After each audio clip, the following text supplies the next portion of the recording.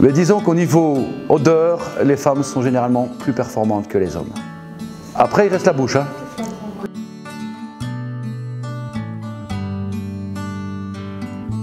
J'ai 10 ans dans l'informatique et le vin était une réelle passion pour moi, à tel point que j'en ai voulu faire mon métier. Et ça fait 15 ans maintenant que je fais ce métier-là. Et j'ai jamais l'impression de travailler tellement je m'éclate dans ce métier. Il faut déguster beaucoup de vin pour bien apprendre, mais surtout il faut cracher.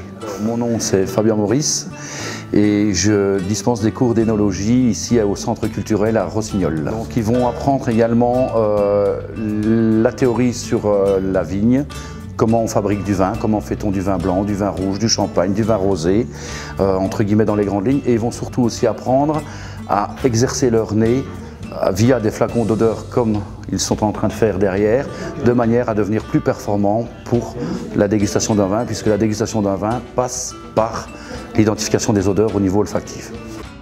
C'est toujours difficile de remettre un nom sur un aperçu d'odeur et on n'est jamais sûr. Et au départ, en fait, on est perdu parce qu'on ne sait pas comment s'exprimer au niveau de tout ça. Et il y a tout un vocabulaire en fait qu'on découvre au fur et à mesure des cours. Bon, après, c'est pas pour nous devenir des experts, mais c'est intéressant de pouvoir identifier un vin pour savoir ce qu'on aime et ce qu'on n'aime pas aussi. C'est clair que c'est difficile d'apprécier un vin dont l'odeur ne nous plaît pas. Bien sûr, il y a également le goût. Voilà. Il y a des vins qui sont plus fins, des vins plus costauds. Ça dépend aussi des goûts et tous les goûts sont dans la nature. Mais ce que j'essaye de leur apprendre ici, c'est de connaître ce qu'ils aiment, les identifier et connaître ce qu'ils n'aiment pas et pourquoi ils ne l'aiment pas. Donc on n'apprend rien en avalant au niveau analyse du vin. Avaler, c'est juste le plaisir. Tout se passe au niveau du nez, au niveau de la bouche. Voilà, vous avez l'entrée de bouche, le milieu de bouche, la fin de bouche, et en recrachant, vous avez toutes ces informations-là.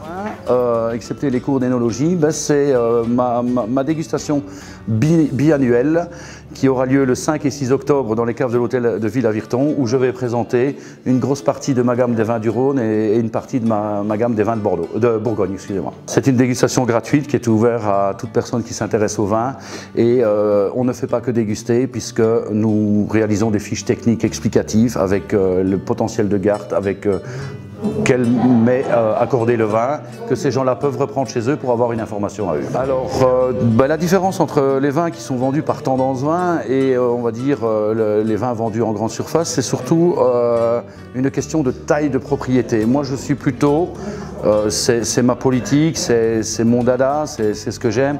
Je suis plutôt à la recherche de petits producteurs avec qui j'ai un contact direct qui va sortir des petits volumes avec des vins très intéressants et pas le tout grand producteur qui va faire 500 000 bouteilles et qu'on va retrouver partout. Donc, alors, pour identifier un bon vin, il faut commencer déjà à avoir une certaine expérience, il faut avoir goûté déjà plusieurs vins, pas une énormité. Maintenant, c'est clair qu'il y a des standards. Un vin qui est trop acide, c'est comme une boisson trop acide. Si vous prenez un jus de citron, c'est très acide. Si vous avez un vin blanc qui ressemble à ça, ça ne va pas aller. Donc il y a des marqueurs comme par exemple un vin rouge qui va enlever la salive, qu'on appelle qui est râpeux, qui est tannique. Ça, tout de suite, on va se dire qu'il y a un problème.